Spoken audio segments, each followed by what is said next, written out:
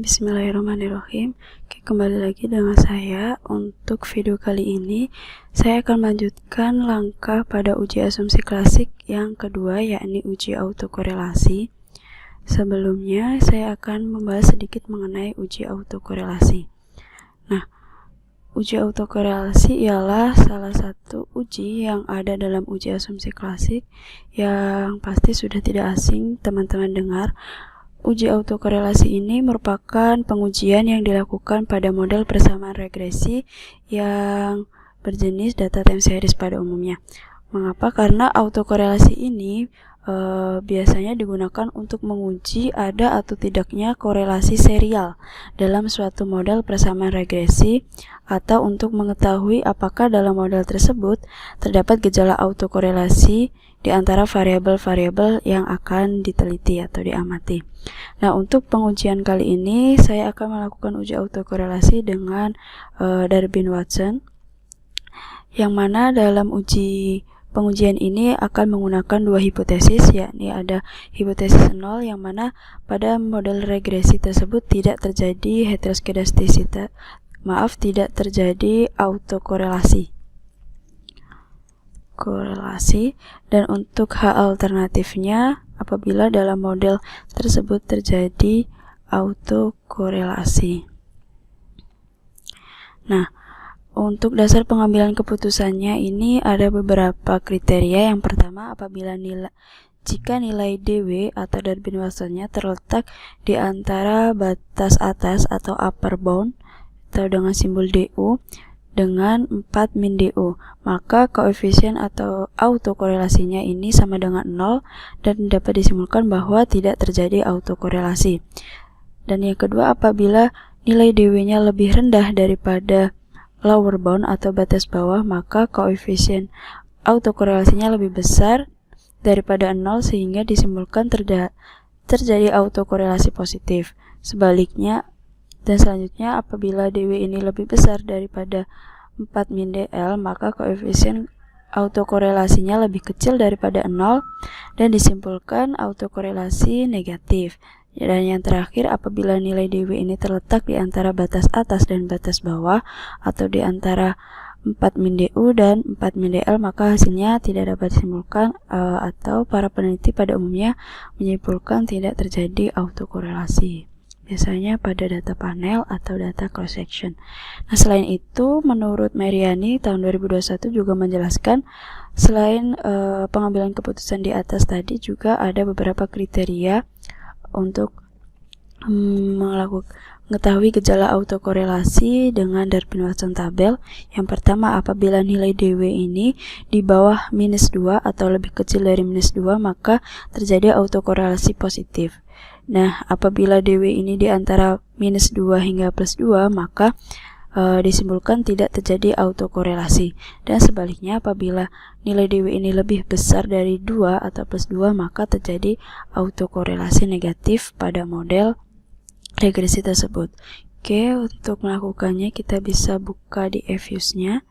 Di sini kita mulai regresinya Y, X1, X2, X3, dan X4, kemudian Z. Klik kanan, kita open as equation. C-nya boleh dipindahkan di setelah Y sebagai konstanta.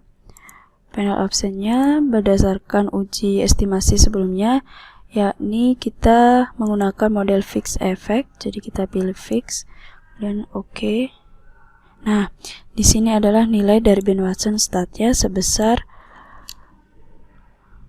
0,464. Oke, jadi kita bisa pindahkan ke sini. Ya, sebelumnya saya sudah membuat tabel untuk memudahkan. Di sini ada 5 persamaan. Persamaan 1, 2, 3, dan 4, yang mana persamaan mulai dari persamaan kedua sudah ada variabel interaksi antara X1 atau variabel independen dengan moderasinya. Kemudian persamaan ketiga, 4 dan 5 ini variabel interaksi yang telah ditransformasikan ke bentuk logaritma. Nah, ini untuk persamaan yang pertama tadi nilai Darwin-Watsonnya sebesar 0,464.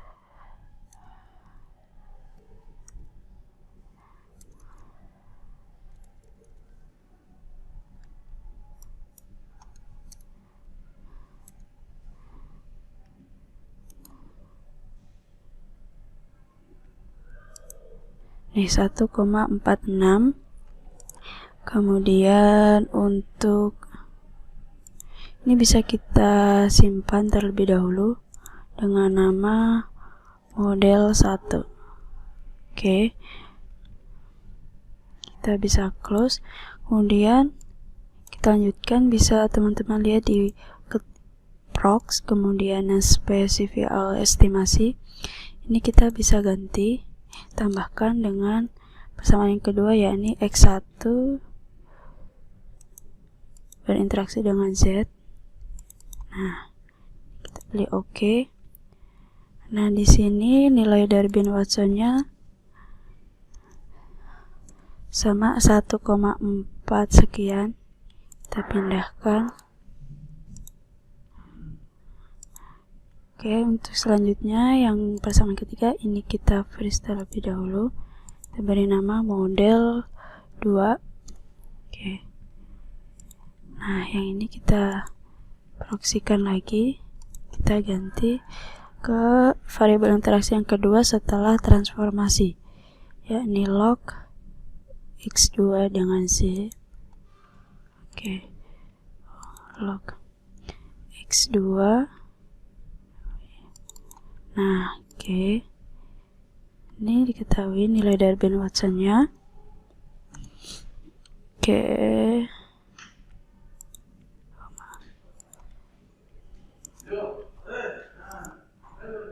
Untuk persamaan yang keempat, caranya sama. Ini kita freeze terlebih dahulu, beri nama model 3. Oke. Untuk yang keempat kita proksikan. Nah, ini kita ganti dengan X3. Oke, kemudian kita freeze terlebih dahulu, kita beri nama model 4. Nilai dari bin Watsonnya bisa dilihat di sini. Dan kita kopikan ke selanjutnya di sini. Oke, dan yang terakhir untuk persamaan kelima, ini sudah kita beri nama. Kita lanjutkan, proksikan untuk yang interaksi yang terakhir, yakni X4 dengan Z yang telah ditransformasi. Oke, nah diketahui nilai dari bin Watsonnya. Oke, ini kita beri nama terlebih dahulu, model 5. Oke. Nah, di sini kita pindahkan. Oke.